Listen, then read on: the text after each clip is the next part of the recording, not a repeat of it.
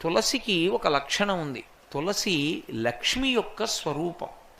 తులసి ఈ భూమి మీద పుట్టినటువంటిది మొట్టమొదట ఎక్కడి నుంచి పుట్టింది అంటే బీజము నుంచి వచ్చింది కాదు తులసి చెట్టు. తులసి చెట్టు గింజల్లోంచి రాలేదు. తులసి చెట్టు వృంద అనబడేటటువంటి మహాపతివ్రత యొక్క శరీరము దగ్ధమైనప్పుడు ఏర్పడినటువంటి బూదిలోంచి విత్తనాలు చేశారు బ్రహ్మగారి యొక్క అనుగ్రహం చేత. ఆ విత్తనములను చల్లితే అందులోంచి తులసి పుట్టింది. అందుకే అసలు తులసి కారణజన్మురాలు, లక్ష్మియే తులసిగా వచ్చింది.